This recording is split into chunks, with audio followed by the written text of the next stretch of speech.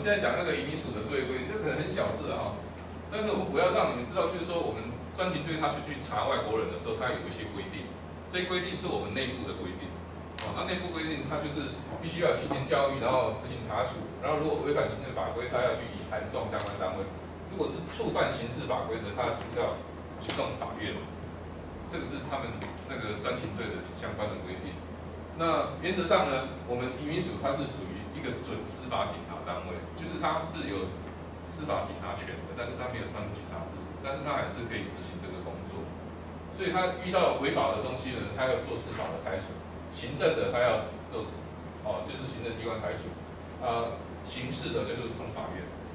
但是重点来了，我播这个用意给你们看，就是说，你们注意看哦。这边没有，下一页。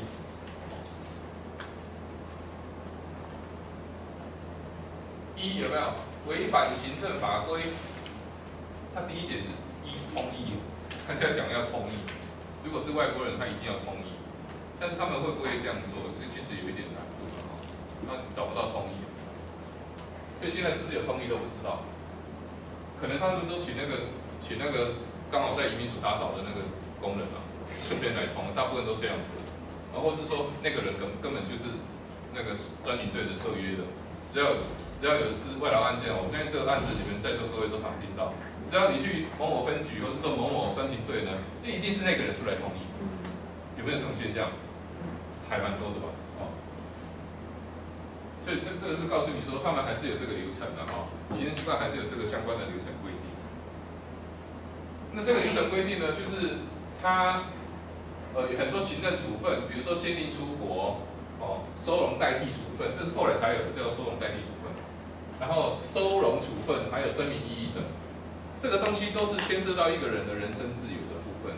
比如说我要收容你，我收容你是不是我要甚至就是把你关起来的意思了嘛？这个就是牵涉到人身自由的处分。然后限令出国是比较简单，行政处分有比例原则，它的比例原则呢？这边写给各位看一下，它是有比例的，它不是一次就处分到位。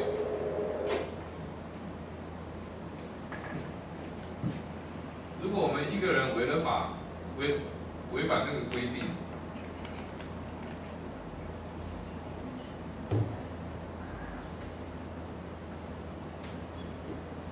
以这个案件来说，如果他是逾期居停留，他会有会先做一个动作，罚钱嘛，对不对？就到服务站去罚钱，罚他来过期会怎么样？会罚钱嘛，他就有一个裁罚，他就有一个处分。那这个处分完以后，他会怎样？会叫他自己离开嘛？会啦。他有一个处分是限你几天内回去你的国家，有没有？有。那个叫限令出国。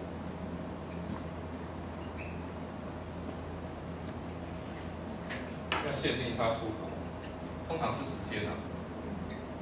通常10天啊，就是你来我这个地方做完笔录，我帮你罚钱，然后开一张处分书给你，然后告诉你10天内要出国。那我告诉你10天要出国是怎么样？那意思就是说，这个是一个处分我限你10天内出国是一个处分。那如果你不自己出国，接下来就是再强一点，那个强度再强一点。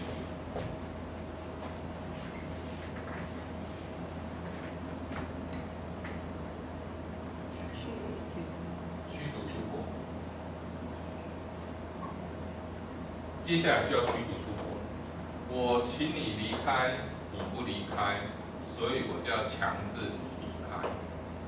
这个叫做请他自行离境，叫做限令出国。如果不离开，我就驱逐你。驱逐跟限令是不一样，限令是我命令你离开 ，order 是一个 order 而已，但是驱逐就很强烈了。怎么讲？赶出去。expel 还是什么 ？kick out。expel deport 就是 deport， 对 deport 这个是离开那个港口。给我滚出去的意思，给到，哦，那个就是比较强度的那种裁罚。怎么样？不会写是吗？好 ，OK。限令出国以后就驱逐出国。那如果他不能驱逐出国，他再不走怎么办？再不出国的话就是收容。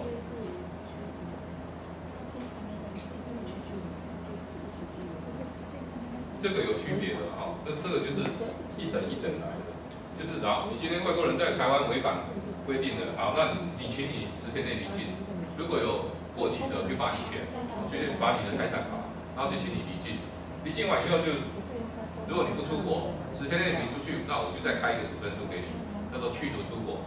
但是如果你没有办法，还是没有办法履行我苛责给你的责任的话，那我就把你收容起来。收容的目的是为了要遣返，然后这时候就很难听了，这时候就要遣返了，就是 deport， 就是这个遣返就是说由我警察呢，我直接押着你到机场到港口码头，请你离开，哦，这个就是一个强制力了，就从你自己离开，哦，叫你离开不走，我就把你关起来，关起来干嘛？因为他没有护照。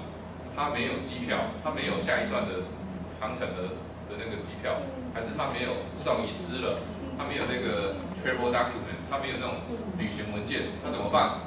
他又不自己去办，我们请你离开，你又不办，你又不自己办，好，那我只好帮你做了。可是我要确保你可以送走，于是我把你放在一个地方，那个叫做收容。那收容的目的是为了要遣返。哦，这样了解吗？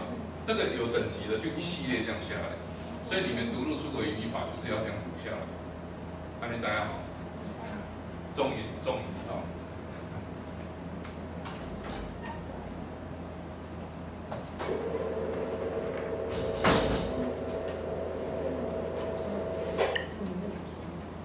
所以这边也是这样子啊，你看哦，行政处分、限令出国、收容替代处分、收容处分。哦，他收容处分不符的话，我就声明异议这样子。这后来才出来的。收容代替处分就是说，你预期我本来就要遣返你了，但是然后我还要收容你，这是照规定就要收容。可是现在有说，如果你现在是违反规定的话，那我有一个替代处分，你有一个人来保你，你要跟移民署缴多少钱，然后有一个人来拒保你出去。现在台湾老师都不关了吗？如果自首就不关，被抓到就一定被关。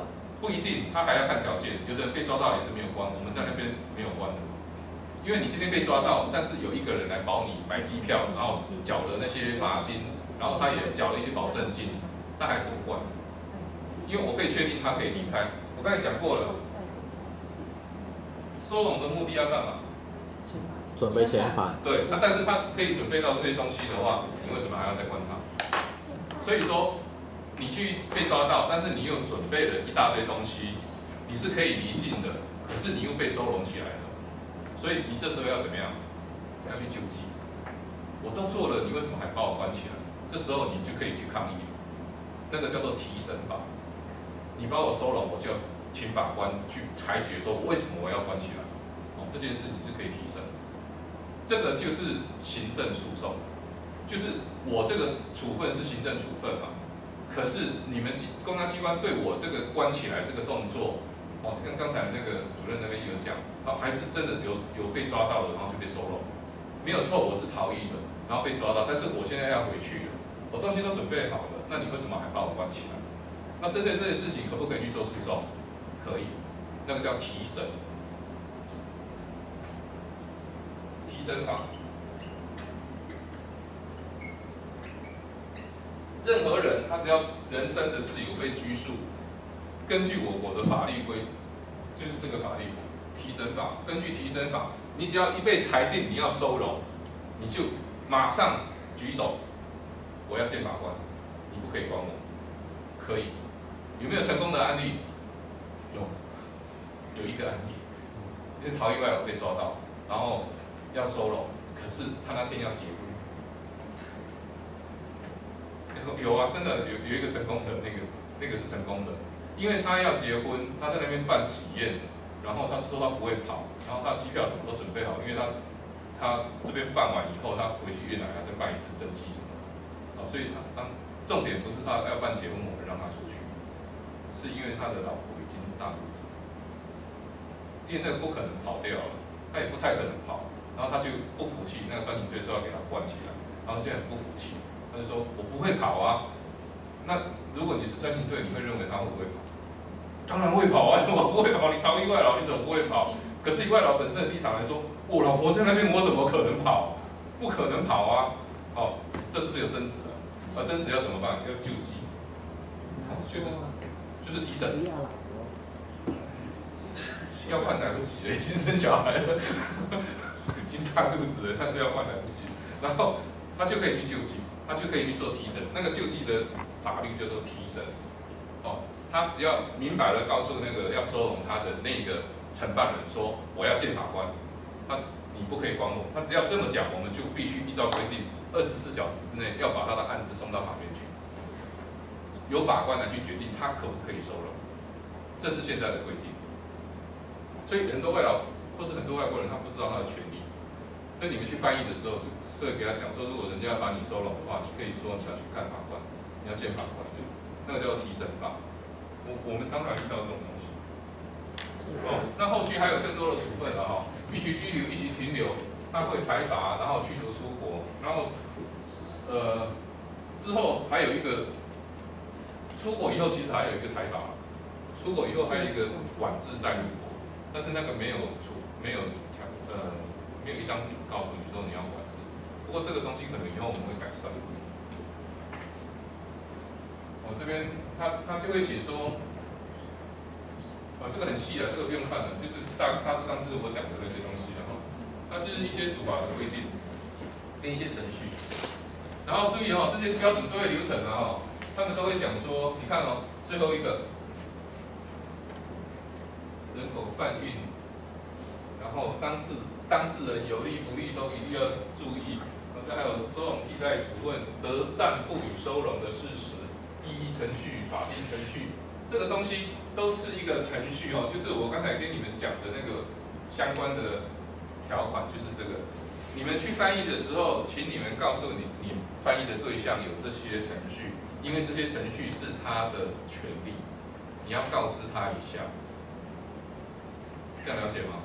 他是可以去申请复议的，或是说申请说，比如说你现在要关我的话，那我要申请提审，我要见法官。那提审你们不会犯没有关系，你们就说你们可以告诉法官说我不应该关，或是你们可以去做一个陈述，但是不一定有用啊，就是可以去做了。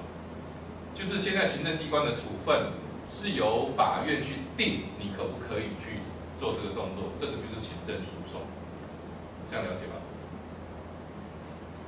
我回来刚才一个问题哈，你说这是被限制在入境的，就是没有，现在没有一个文，现在还没有一个，可是它直接就盖在你的护照那边，不是没有，有，那个是，这个是最新的，我刚收到，那个等一下我会播出来，那个是我盖的，我知道，那个章我盖的，那个章都通常如果在台东都是我盖的，那个叫做限你什么时候离境。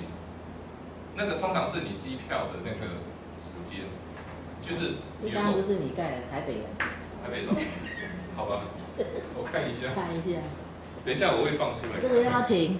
啊，对，就这个就是我的。